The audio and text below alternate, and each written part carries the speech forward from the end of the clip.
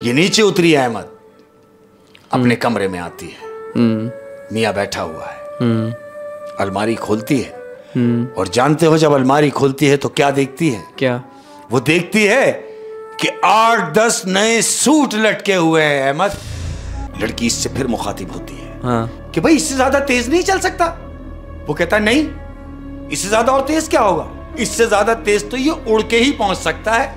तो जानते हो लड़की क्या कहती? क्या? वो कहती है तो फिर उड़ा के ले चलो। वो हंसता है, कहता है ये मेरे बस में तो नहीं है, तुम उड़ा सकती हो तो तुम उड़ा लो। फिर जानते हो क्या हुआ? उसका ये कहना था तो लड़की ने बोला लो फिर संभलो, और रक्षा रोड छोड़ देता है और फिजा में आ जाता है। डाकू रिवॉल्वर निकालता है। जो मजम्मत कर रहा था कि हम तुम्हें नहीं देंगे, वो कहता है इसको बोलो कि थैले में सारा पैसा डाल दे वरना मैं तुम्हें गोली मार दूंगा। वो कहता है पैसा तो हम नहीं देंगे, तुम्हें अगर गोली मारनी है तो मार दो। तो वो डाकू उसको गोली मारता है। अस्सलाम वालेकुम शेख साहब। वालेकुम अस्सलाम। कैसे हैं अहमद? ये बताएं सर्दियाँ एंजॉय कर रहे हैं? हाँ, स्टार्ट हुई है ठंड अभी माशाल्लाह। वो शॉल वॉल आ गई हैं। हाँ, जरूरी था।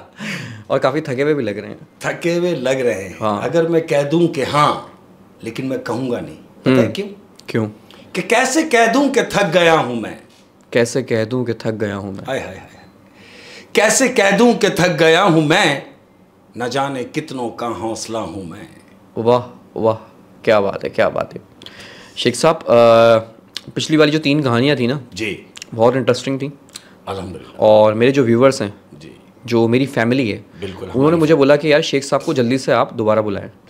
और आप लोगों को पता है मैं तो अपनी फैमिली की सुनता हूँ। बिल्कुल ऐसे ही फैमिली की सुनना भी चाहिए भाई। फैमिली की सुनना भी चाहिए। मेंबर्स के साथ रहना तो उनकी सुननी। मैं अपनी फैमिली की सुनता हूँ और मेरे जितने फॉलोवर और सब्सक्राइबर हैं मैं उनको फैमिली समझता हूँ। बिल्कुल ऐसे ही। ये हमारी तो ये है कि बिना टाइम ज़ाया किए पहली कहानी। ठीक बात है, अपने प्यार करने वालों को इंतजार नहीं कराना चाहिए। तो पहली कहानी में शेयर कर रहा हूँ। ये एक बिजनेसमैन आदमी है, बेहतरीन, पता नहीं लैंडलॉर्ड है, बड़ा खाता पीता, बड़ा दोस्तों पे लुटाने वाला। अच्छा। लेकिन तबीयत का जरा सा बदतमीज है। बदतमीज? जुआ खेलता है, ओए होए, शराब पीता है, हर वो काम करता है जो एक शरीफ आदमी ना करे। अय्याश किस्म का है। अय्याश किस्म का आदमी है। क्या होता है अहमद, जो लोग बुरा करते हैं उनके साथ बुरा हो भी जाता है। वो किस तरह? बेशक। कि क्या होता है तो एक दिन जुए में ये अपनी तमाम जमा पूंजी हार देता है। जुए में तो हार नहीं, कुछ जुए में हार देता है। जुआ जो किसी का ना हुआ, ये सब कुछ हार गया है। अब घर पे बैठा है, सोचता है सब कुछ तो चला गया, अब क्या किया जाए। इसका दोस्त इसको मशवरा देता है कि सुनो, जब तक तुम्हारे हालात बेहतर नहीं हो जाते उस वक्त तक तुम एक काम करो। वो कहता है क्या करना है? कहता है तुम रक्षा चला लो। वो हंसता है, कहता है यार रक्षा और मैं? कहता है ये पेट सब कुछ करा देता है। ऐसा ना हो कि आज मैं तुमसे कह रहा हूं कि रक्षा चला लो, कल कहीं तुम मुझसे कह रहे हो कि रक्षा दिलवा दे यार, मैं रक्षा चलाऊंगा। तो फिर ये रक्षा चलाने लगा। यकीनन ऐसा ही होता है। वो उस दोस्त का रक्षा लेता है, रक्षा चलाना शुरू कर देता है। अब ये दिन में रक्षा चला रहा है। अब चूंकि इसको तो आदत है लुटाने की, लेकिन वो चीज कंट्रोल करनी है। कैसे होगी? क्योंकि आमद तो है नहीं। अब ये क्या करता है कि यार दिन में रक्षा चलाने से पूरा नहीं हो रहा, क्या किया जाए। ये अपने आप से बात कर रहा है। फिर इस नतीजे पे पहुंचता है कि क्यों ना मैं अब रक्षा रात में भी चलाऊं। पार्ट टाइम रक्षा चलाऊं। दिन में भी चला रहा है, रात में भी चला रहा है, 2 घंटे की नींद कर रहा है। सिर्फ अब ये है कि बस मैंने दोबारा अपने सेटअप में आना है। अब ये रात में रक्षा चलाता है। ठीक है। एक दिन रात को ये खड़ा हुआ है, तकरीबन रात को 2 बजे का टाइम है। ये अपने रक्षा के साथ खड़ा हुआ है। क्या देखता है कि खूबसूरत सी लड़की 25-26 साल की इसके रक्षा के बराबर से गुजरती है। और जब वो बराबर से गुजरी है तो खुशबू महक रही है, इसके नाक में खुशबू चढ़ गई। और ये था भी अय्याश किस्म का। था भी अय्याश किस्म का आदमी। इसने देखा कि इतनी रात को ये लड़की अकेली कहाँ जा रही है। ये अपना रक्षा स्टार्ट करता है और आहिस्ता आहिस्ता उसके पीछे पीछे जाता है और एकदम उसके बराबर में लगा के उससे पूछता है कि हेलो, सुनो तो सही, अरे भाई इतनी रात को कहाँ? वो लड़की इसको लुक कराती है और कहती है जाए अपना काम करें। वो कहता है अरे चलो, तुम्हें कहीं भी जाना मैं तुम्हें छोड़ दूंगा, और मजे की बात यह है कि मैं तुमसे पैसे भी नहीं लूंगा। पैसे भी नहीं लेगा? पैसे भी नहीं लूंगा। तबीयत है ना उसकी, कह रहा है पैसे भी नहीं लूंगा। तो वो कहती है कि जहां मुझे जाना है क्या तुम मुझे छोड़ दोगे? वो कहता है हाँ मेरा तो काम है। अरे भाई मेरा काम है, मैं पैसेंजर बिठाता हूं और उनको उनकी जगह पे छोड़ता हूं। लड़की बगैर कुछ सोचे समझे उसके रक्शे में बैठ जाती है। अब ये रक्शे में बैठ गई है, ये बड़ा पुरबाश रक्षा चल रहा है। तुमने देखा होगा कि रक्षा वालों ने अपने शीशे सेट किए हुए होते हैं पीछे वाले सीट पे, हाँ, ताकि वो नजर आता रहे, नजर आता रहे। हाँ। अब ये रक्षा चला रहा है, मजे से जा रहा है, शीशा इसने सेट किया हुआ है, देख रहा है कि हाँ लड़की बैठी हुई है, मूड में है, रक्षा स्पीड पकड़ा हुआ है। अब लड़की पीछे से आवाज लगाती है कि सुनो, इससे तेज नहीं चल सकता, मुझे जरा जल्दी पहुंचना है। वो और स्पीड मार देता है, रक्षा मंडता हुआ जा रहा है। वो कहती है अरे ये भी स्लो है, मुझे जल्दी पहुंचना है, और स्पीड करो। लड़की कहती है कि और स्पीड से रक्षा और चलाओ। स्पीड से रक्षा चलाओ। वो मजीद स्पीड बढ़ा देता है अहमद। फिर? अब वो रक्षे की जितनी रेस थी उसने उस लास्ट वाली रेस पे लाके रक्षा पटा हुआ है। लड़की इससे फिर मुखातिब होती है हाँ। कि भाई इससे ज्यादा तेज नहीं चल सकता। वो कहता है नहीं, इससे ज्यादा और तेज क्या होगा, इससे ज्यादा तेज तो ये उड़ के ही पहुंच सकता है। तो जानते हो लड़की क्या कहती है? क्या? वो कहती है तो फिर उड़ा के ले चलो। वो हंसता है, कहता है ये मेरे बस में तो नहीं है, तुम उड़ा सकती हो तो तुम उड़ा लो। फिर जानते हो क्या हुआ? उसका ये कहना था तो लड़की ने बोला लो फिर संभलो, और रक्षा रोड छोड़ देता है और फिजा में आ जाता है। अहमद रक्षा हवा में जा रहा है और इसके हवास गुम हो गए कि रक्षे ने रोड छोड़ दिया और ये फिजाओं में है। रक्षा हवा में आ गया है, उड़ रहा है, उड़ रहा है। तो फिर इसने क्या किया? इसने शीशे में देखा तो शीशे में इसे कोई नजर नहीं आ रहा, यानी जो लड़की उसे अब तक उस शीशे में नजर आ रही थी वो लड़की अब उसे उस शीशे में नजर नहीं आ रही। अब जब ये पीछे घूमता है तो क्या देखता है? हाँ। कि रक्षे में पिछल बैरी बैठी हुई है, चुड़ैल है अहमद। इसको देखता है और कहता है कि ये तुमने क्या किया? वो कहती है कि तुम्ही ने तो कहा था कि ये उड़ के जा सकता है, तो मैंने उड़ा दिया। वो कहता है तुम कौन हो? कहती इस बात को छोड़ो कि मैं कौन हूं, तुम आगे देखो कहीं रक्षा मार मत देना। ये वापस आगे की तरफ घूमता है और उससे कहता है तुम जो भी हो मुझे माफ कर दो खुदा के लिए। वो कहती है ऐसे कैसे, भी जाने तो मेरी मंजिल दूर है। ये फिर पीछे घूम के कहता है कि तुम जो कोई भी हो, अब जो इसकी नजर पीछे पड़ी है तो ये क्या देख रहा है कि एक 80 साला बुढ़िया बैठी हुई, सफेद बाल हैं अहमद, ये बड़ी बड़ी उसकी आंखें। पहले पिछल बैरी बैठी हुई थी पहले और अब जब ये मुड़ा है तो बुढ़िया बैठी हुई है। उसका हुलिया चेंज है, बड़े बड़े दांत हैं उसके अहमद। अब ये खौफजदा हो जाता है। वो कहता है तुम जो भी हो, मुझसे जो भी कुछ हुआ, अगर मैंने तुम्हें तंग किया तो तुम मुझे माफ कर दो, खुदा के लिए आखिर तुम्हें जाना कहां है? वो फिर पलट के उसे कहती है कि तुम ये बात ना सोचो कि मुझे कहां जाना है, तुम आगे देखो कहीं रक्षा मार मत देना। ये फिर आगे देख रहा है, रक्षा फजाओं में ये अहमद। अब ये कहता है कि अगर मुझसे कोई गलती हुई है तो मुझे माफ कर दो। तो ऐसी बात है, वो डर गया। डर के अब जब ये पीछे देखता है तो क्या देखता है कि पीछे भी यही बैठा हुआ है, यानी जो रक्षा चला रहा है वो ही रक्षे के पीछे भी बैठा हुआ है। ये अपने आप को देख रहा है, वो अपने आप को ऐसे देख रहा है कि जैसे वो शीशा देख रहा है। शीशा देख रहा है। ये कहता है ये क्या? तो वो इतने रूप कैसे बदल रहा था? वो क्या था? वो क्या था मैं यही बताना चाह रहा हूं अहमद कि वो छलावा था। छलावा क्या मतलब? छलावा मीन्स क्या होता है कि ये छलावा जो होता है ये हर रूप धार सकता है। वो छलावा था जो उसके रक्षे में बैठा था, जो मुख्तलिफ भेष बदल रहा है। इसने देखा कि ये तो मैं ही हूं। फिर उसने क्या किया उसके साथ? फिर उसने उससे कहा कि आखिर तुम उतरोगे कहां?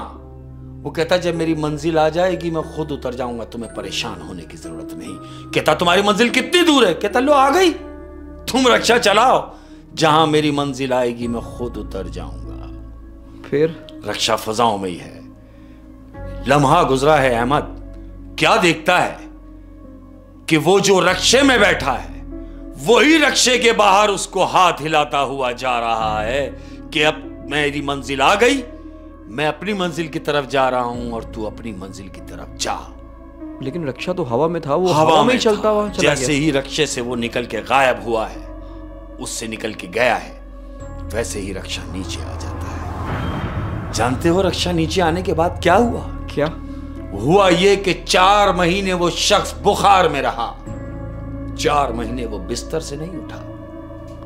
उसने तौबा की उस बात की कि जो उसके जहन में फतूर चल रहा था कि आधी रात को लड़की अकेली है तो मैं इसे बिठा लेता हूं और अपनी मर्जी से कहीं भी ले जाऊंगा। तो ऐसा नहीं है। हो। देखें, आपने शुरू में एक बात कही थी कि बुरे का अंजाम बुरा। बिल्कुल ऐसे ही। पहले तो ये बिजनेसमैन था और इसने वहाँ भी जुए में हारा, बिल्कुल इसका वहाँ अंजाम बुरा हुआ।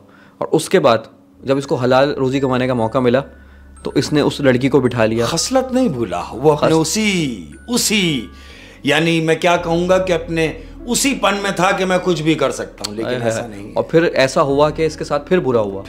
बुरे का अंजाम बुरा। बिल्कुल ऐसा ही था। ओए यार, ये छलावा शेख साहब ये रूप ढाल लेता है किसी का। छलावा अहमद, मैं क्या बताऊं कि मैं खड़ा हूं, हाँ। और सामने भी मैं खड़ा हूं। अब कितनी मजे की बात है कि मैं अपने आप से बात कर रहा हूं। ये तो खतरनाक चीज है। ये छलावा है। ओए शेख साहब, क्या इंटरेस्टिंग स्टोरी थी। और पहली बॉल पे ये आज आपने छक्का मार दिया। अल्हम्दुलिल्लाह। और दूसरी स्टोरी क्या है शेख साहब, जल्दी से शुरू कर दें, बड़ा मजा आने लगा है मुझे। दूसरी कहानी जरा मजेदार है अहमद। हाँ।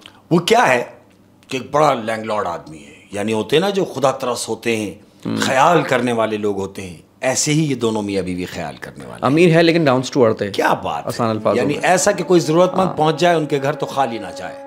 यानी किसी ने 1000 मांगे तो इन्होंने उठा के 2000 दिए। कोई भूखा चला गया तो उसको खिलाया और बांध के भी दिया। नेक इंसान था। नेक लोग, दोनों मियां बीवी मजेदार, बड़ी अच्छी जिंदगी गुजर रही। फिर होता क्या है अहमद, जिंदगी ने कहां से पलटी खाई है कि इसका जो पार्टनर होता है वो धोखेबाज निकलता है।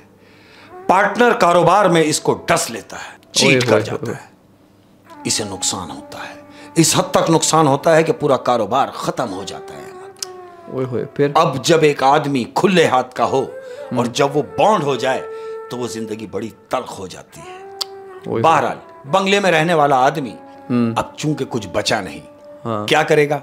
बंगला बेचा, सब खत्म कर दिया। इसने सोचा कि जो पैसे हैं इससे कोई घर खरीद लिया जाए। अब घर खरीदने के सिस्टम से इतना भी नहीं है कि घर खरीद ले, क्या करे कि फिर किराए पे मकान ढूंढ रहा है। अब किराए पे मकान उसको मिला, ऐसी जगह फ्लैट्स मिला जो शहर से दूर है, शहर से थोड़ा सा डिस्टेंस है उसका। एक ऐसे फ्लैट में चला गया जहां 20 फ्लैट्स बने। उस घर के जो फ्लैट्स बने हैं उसमें 20 घर हैं। एक बिल्डिंग बनी हुई है जिसमें 20 घर हैं। ये उनमें से टॉप वाले घर में गया, यानी जो सबसे ऊपर का जो घर था उसमें उसको छत भी मिल गई। यानी जो ऊपर शिफ्ट हुआ तो छत भी उसके हिस्से में आ गई। शिफ्ट हो गए, जिंदगी मामूल पे आ रही है, अब हल्के हल्के गुजर रही है। लेकिन वो आसाइशें तो खत्म हो गई। वो जो काम था, जो अच्छे वक्त में खाया, जो अच्छे वक्त में पहना, वो सब खत्म हो गया। चूंकि औरत है, औरत का मैनेज करना इन हालात में बहुत एक काम है। और जब अच्छे आप हालात देख चुके हैं तो फिर बुरे हालात में रहना बहुत मुश्किल काम, मुश्किल हो जाता है। ये क्या करती है?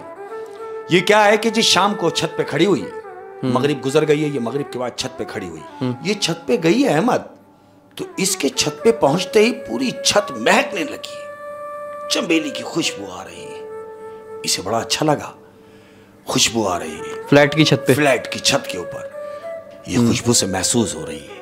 और वो इतनी मजेदार खुशबू कि उसका दिल नहीं कर रहा कि मैं छत छोड़ दूं। बहरहाल ये नीचे उतरती है, नीचे आ गई। दूसरे दिन हस्ब मामूल वही बात, ये छत पे गई, इसे वही खुशबू आई। वो खुशबू की मजीद और बढ़ती चली गई। ये कह रही है कि ये खुशबू कैसे आ रही है कि जबकि कोई पौधा भी नहीं है ऊपर और आसपास कोई गमला नहीं है, ना करीब करीब कुछ है, फिर ये खुशबू कैसी? 2 दिन गुजरे अहमद। तीसरे दिन जब ये छत पे गई है तो जानते हो अब खुशबू चेंज है। ये क्या सूंघ रही है कि इसे देसी घी की खुशबू आ रही है, कि देसी घी में कोई गाजर का हलवा बना रहा है। तीसरे दिन खुशबू ये आ रही है। तीसरे दिन खुशबू ये है। अब इसे अपना फ्लैशबैक, यानी इसे अपना वक्त याद आया कि कभी हम भी देसी घी में हलवा बनाया करते थे। ये सोच रही है कितना अच्छा होता कि ये देसी घी का बना हुआ हलवा हम भी खाते। अरे ये जो भी बना रहा है, कैसी मजे की बात हो कि ये हमें भी हलवा पहुंचा दे और हम भी खा सके। ये सोच ही रही है और नीचे जाती है। जब नीचे घर में पहुंची है तो क्या देखती है अहमद कि किचन में एक प्लेट रखी हुई है, ढकी हुई। ये अपने मियां से पूछती है कि ये प्लेट कहां से आई और इसमें क्या है। वो कहता मैंने देखा नहीं इसमें क्या है, तुम देखो कोई बच्चा दे के गया है। ये प्लेट जब खोलती है तो जानते हो उसमें क्या है? क्या? उसमें गाजर का हलवा है अहमद। ये प्लेट हटाती है और वही देसी घी की खुशबू इसकी नाक में चढ़ जाती है और ये ऊपर आसमान की तरफ देख के कहती है कि वाह परवरदिगार, कि मैंने सोचा और तूने पूरा कर दिया। वाह वाह। कि मैं भी खा सकूं और ये देखो ये हलवा आ गया। उसका शौहर कहता है क्या हुआ? कहती है छोड़ो, तुम हलवा खाओ। दोनों ने मिलकर हलवा खाया, मजेदार दिन गुजर रहे हैं। ऐसे ही छत पर ये एक दिन खड़ी हुई है, खुशबू आई है। जानते हो खुशबू कौन सी है? अब वो खुशबू चेंज होके वो खुशबू बिरयानी में कन्वर्ट हो गई है। बिरयानी की खुशबू आ रही है बड़े धड़ल्ले से कि कोई अरीब करीब बिरयानी बना रहा है, क्योंकि औरत है। और ये फिर वही सोच रही है, ये वही सोच रही है कि कभी वक्त था हम रोज बिरयानी खाया करती थी, मगर अब तो बिरयानी बनाने के लिए सोचना पड़ता है। कितना अच्छा हो, कितना अच्छा हो कि ये बिरयानी जो बन रही है ये हम तक पहुंचे और हम भी खा सकें। ये सोच रही है और नीचे आती है। नीचे जब आती है तो क्या देखती है अहमद? हस्बे दस्तूर कि किचन की तरफ आई है, वो क्या देखती है कि एक थाल रखा हुआ है ढका हुआ। अपने शौहर से पूछ रही है कि ये क्या है और कहां से आया। वो कहता है मुझे नहीं पता ये क्या है, लेकिन हां ये कोई बच्चा देके गया है, लेकिन ये वो बच्चा नहीं है जो हलवा देके गया था। ये बच्चा कोई और था जो ये देके गया। वो हटाती है ढक्कन और जो देखती है तो उसमें बिरयानी है अहमद। वो बिरयानी जो वो ऊपर सोच रही थी, वो जब नीचे आई है तो उसको अपने घर में मिली है। क्या बात है।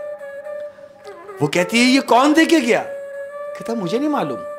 अब इसको ये तजस्सुस हुआ कि ये कौन है जो कभी हलवा भेज दे रहा है, कभी बिरयानी भेज रहा है, तो क्यों ना मैं जाके पता करूं। ये अपने पड़ोस में जाती है, फ्लैट्स में, उनसे जाके कहती है आपका बहुत शुक्रिया, आपका बहुत शुक्रिया कि पहले आपने हलवा भेजा, फिर आपने बिरयानी भेज दी। तो पड़ोसी मालूम क्या कहते हैं? क्या कहते हैं ऐसा तो कुछ भी नहीं हुआ, क्योंकि वो तो हमारे यहां बना भी नहीं, ना हलवा हमने बनाया ना बिरयानी हमने बनाई, और जब हमने बनाई नहीं तो हम भेजते कैसे? कहती है अच्छा। इसी तरह दूसरे घर में जाती है, तीसरे घर में जाती है, अलगरज कि पूरे फ्लैट से वो पता कर लेती है, लेकिन पूरे फ्लैट्स वाले उसको कहते हैं कि ये हमने नहीं भेजा। मतलब पूरे जो 20 फ्लैट थे उन 20 फ्लैट में उसने पूछ लिया और किसी ने नहीं भेजा। किसी ने नहीं भेजा। अब जब किसी ने नहीं भेजा तो ये सोच रही है कि जब इन्होंने नहीं भेजा तो ये कहां से आया। हस्बे मामूल छत पे गई। छत पे जाती है तो वही खुशबू, वही फूल की खुशबू, वही चमेली की खुशबू जो उसको पहले दिन आई थी, हाँ, वो उसको दोबारा आती है। दोबारा वही खुशबू, दोबारा वही खुशबू, और इस कदर के पूरी छत महक रही है। ये यही सोच रही है कि ये खुशबू कहां से आ रही है। ये इसी तजस्सुस में है, सोच रही है, फिर सोचती है कि छोड़ो आ रही होगी कहीं से। ये अपने ख्याल में खड़ी हो जाती है, छत पर ही है, हाँ, छत पर ही है। इसके दिमाग में एक बात आती है कि कितना टाइम गुजर गया, मैंने शॉपिंग नहीं की, नए कपड़े नहीं बनवाए। कितना अच्छा हो कि मेरे मियाँ के पैसों की आमद हो जाए तो मैं कपड़े खरीद सकूं, 2-4 जोड़े ले सकूं। बहुत दिन हो गए शॉपिंग नहीं की। ये इसके ख्याल दिमाग में आ रहा है। ये नीचे उतरी अहमद, अपने कमरे में आती है, मियाँ बैठा हुआ है, अलमारी खोलती है और जानते हो जब अलमारी खोलती है तो क्या देखती है? क्या? वो देखती है कि 8-10 नए सूट लटके हुए हैं अहमद उस अलमारी में, कि जो अलमारी नए सूटों को तरस गई थी वहां 10 नए सूट लटके हुए हैं। ये देख के दंग हो जाती है और अपने मियां से पूछती है, अरे इतने सारे कपड़े आप ले आए, मुझे बताया भी नहीं, ये आप मुझे सरप्राइज देना चाह रहे थे? मियां खड़ा हो जाता है, अलमारी की तरफ आता है, देखता है कि वाकई नए सूट हैं। वो कहता है कि ये सूट मैं नहीं लाया। कहती क्या कह रहे हैं? वो कहता है हाँ मैं तो नहीं लाया। वो कहती जब आप नहीं लाए, मैं नहीं लाई, तो ये सूट आए कहां से? उसका मियां पूछता है मेरी समझ में नहीं आ रहा। तो फिर ये सारे मामलात अपने मियां से शेयर करती है कि जानते हो जब मैं छत पर गई हूं मुझे भीनी भीनी खुशबू आती है, और जो मैं छत पे सोचती हूं वो पूरा भी हो जाता है। वो कहता है क्या मतलब? कहते तुम्हें याद है कि गाजर का हलवा जो फ्लैट्स में किसी ने भी नहीं बनाया और हमारे घर में था, वो मैं छत पर सोच कर आई थी और नीचे आई तो हलवा था। इसी तरह वो बिरयानी की जो थाल आई थी वो भी फ्लैट्स में से किसी ने नहीं भेजी, वो भी इसने ऊपर सोचा था, सोच कर आई थी और नीचे बिरयानी मिली। ऐसा ही कपड़ों के लिए भी हुआ। ये सारी बात अपने मियां से शेयर कर रही है कि मैंने ऊपर सोचा है कि अगर आपके पैसे मिल जाएंगे अच्छी सूरत में तो मैं शॉपिंग करूंगी, नए कपड़े लूंगी, और जब मैं नीचे आई हूं तो मुझे ये कपड़े लटके हुए मिले हैं।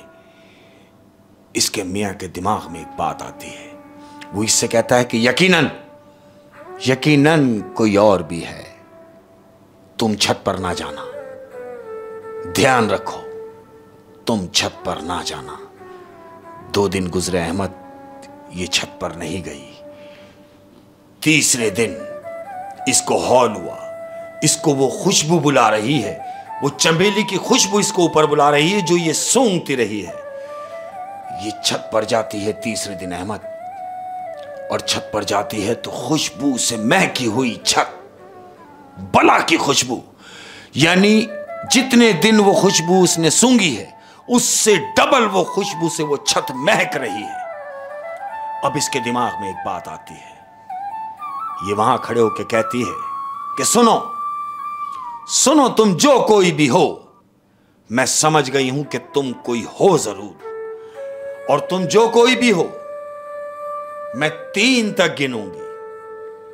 3 तक गिनने के बाद तुमने अपना रूप मुझे दिखाना है। यानी इसको ये एहसास हो चुका था कि यहाँ कोई और मौजूद है। वही होता है अहमद।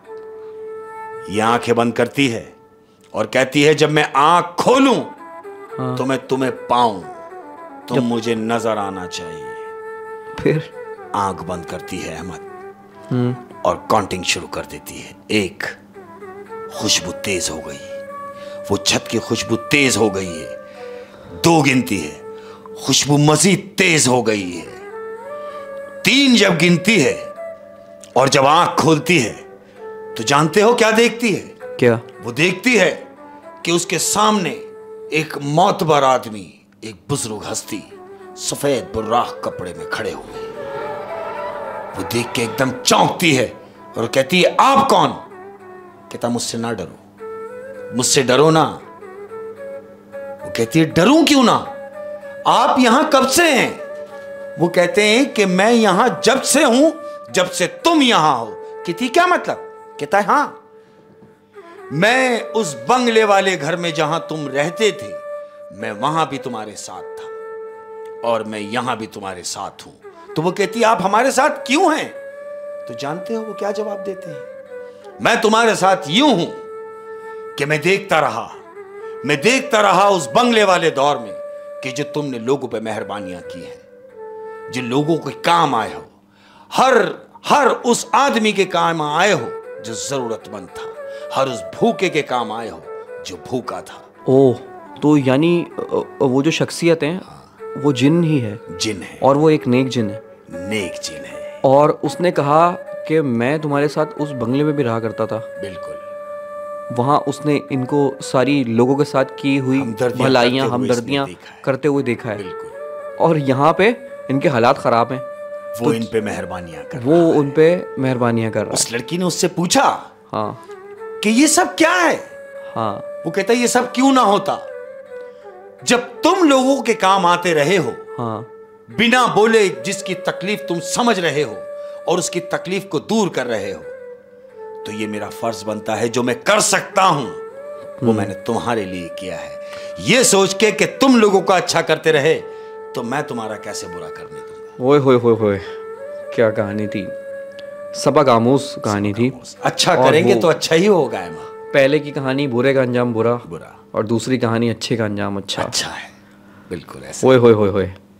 शेख साहब, तीसरी और आखिरी कहानी। ये गुजरात का वाकया है। गुजरात की स्टोरी है। वो क्या है कि बड़ा बैकवर्ड गांव है, यानी आप अगर देखेंगे तो सिर्फ ईंटों और लकड़ी के अलावा कुछ ना मिले।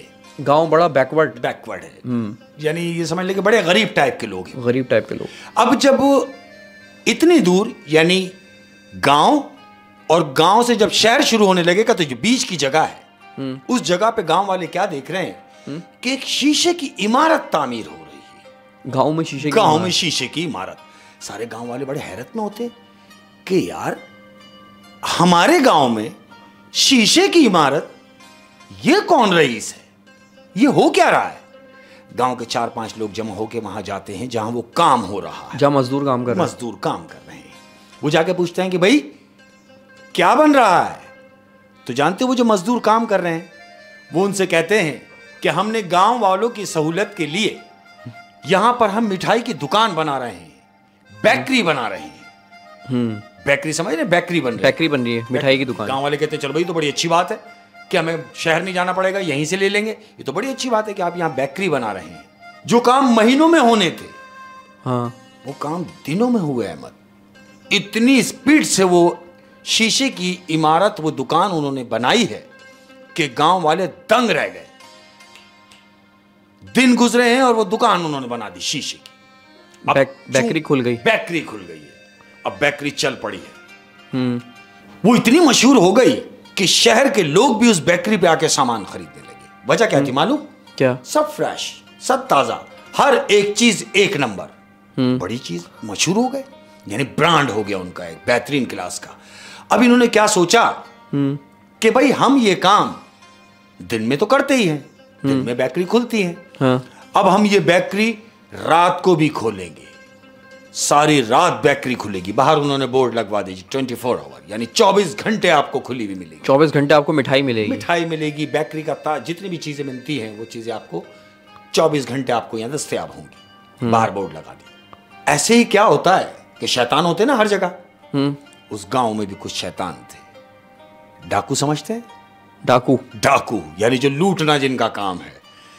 कुछ शैतान लोग मिलके 4-5 लोग इकट्ठा होते हैं और ये प्लान करते हैं कि यार ये बेकरी जो रात को खुलती है इनकी सेल बहुत है।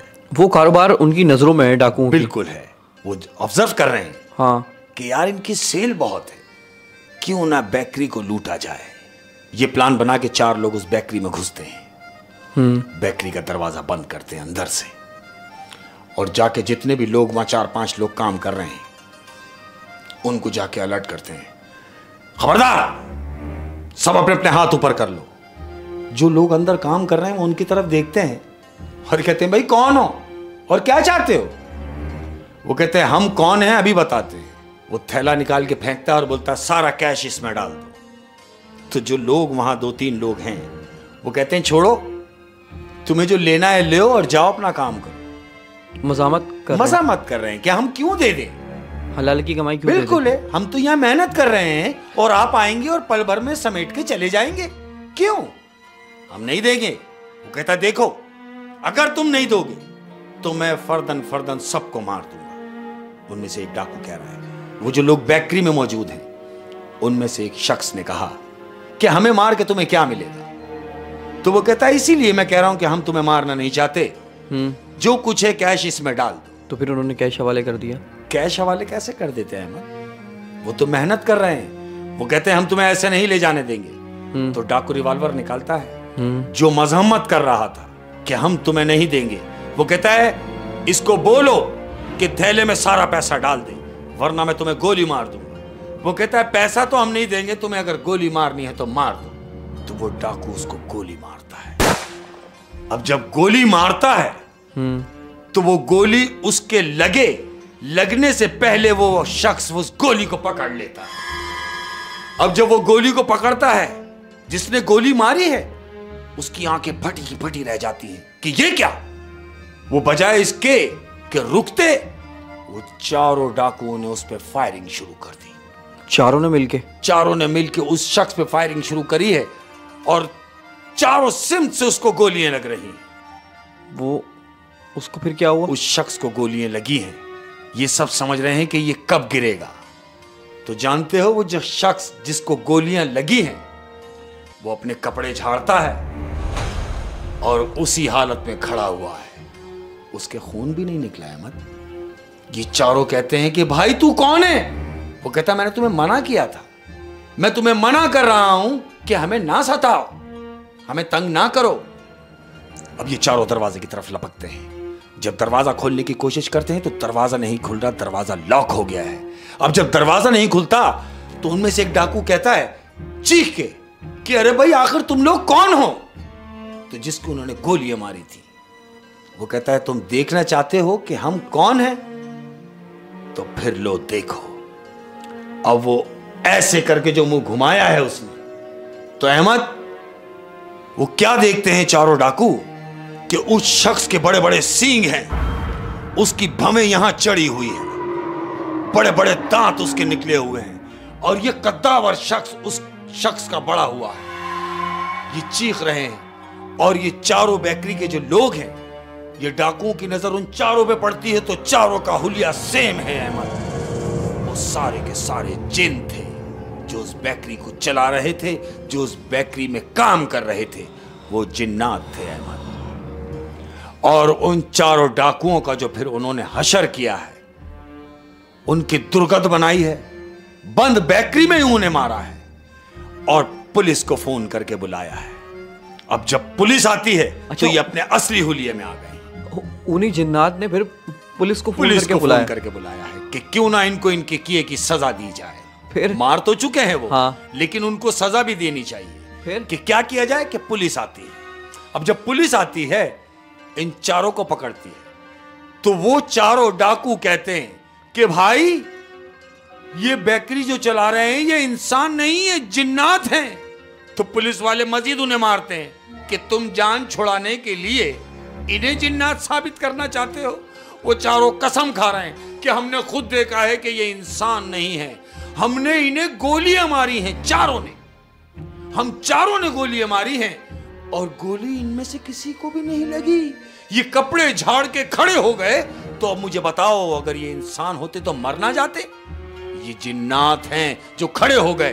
पुलिस वालों को इनकी बात पे यकीन नहीं है। वो कैसे यकीन आएगा? कैसे यकीन आएगा? वो ये सोच रहे हैं कि शायद ये अपनी जान छुड़ाना चाह रहे हैं। हाँ। पुलिस वाले उन्हें चित्रोल करते हुए वहीं से लेके गए हैं। अहमद बेकरी वैसी ही चलती रही और वो लोग अब अपने किए की सजा भुगत रहे हैं। अच्छा, फिर उन जिन्नात ने गांव और शहर के लोगों को कोई नुकसान नहीं पहुंचा? कोई नुकसान नहीं पहुंचा।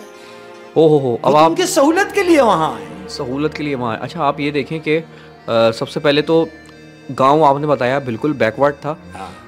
ईंटें और लकड़ियां, इसके अलावा कुछ भी नहीं था गांव में। वहां शीशे की इमारत, और वहां शीशे की इमारत और बिना किसी टेक्नोलॉजी के बिल्कुल शीशे की इमारत उन्होंने 4-5 दिन में खड़ी कर दी। जो काम महीनों में होना था उन्होंने दिनों में किया। यही सोच के गांव वाले भी हैरत में थे कि यार कितनी स्पीड से काम किया है। लेकिन हकीकत किसी को नहीं मालूम। हकीकत ये चारों डाकुओं के अलावा अगर वो डकैती ना करने आते तो शायद उनको भी ना पता, तो शायद किसी को भी नहीं पता चलता। लेकिन अब उन्हें शायद पता चलने का फायदा भी नहीं है कुछ नहीं। क्योंकि उनकी वो तो चोर है। कौन बिलीव करेगा उनकी बात पे? उनकी बात का कौन यकीन करेगा? ओहो, यानी क्या बात है शेख साहब, मज़ा आ गया। क्या बात। और आज की स्टोरी ने भी कमाल कर दिया। मेरे साथ साथ आप लोगों को भी स्टोरियाँ पसंद आ रही होंगी। और मैंने आपको बताया कि अगर अपनी कोई कहानी आप शेख साहब के मुंह से सुनना चाहते हैं तो इंस्टाग्राम पे हमारा पेज है अहमद खान टीवी के नाम से। मैं इसमें डिस्क्रिप्शन में लिंक भी डाल दूँगा, कॉपी पेस्ट कर दूँगा। तो वहाँ आप अपनी स्टोरियाँ हमसे शेयर कर सकते हैं। शेख साहब जाते जाते कुछ, बिल्कुल जाते जाते मैं अपने प्यार करने वालों से, जो हमारे प्यार करने वाले हैं, हमारे सुनने वाले हैं और हमें मोहब्बतें देने वाले हैं, उनका बहुत शुक्रिया।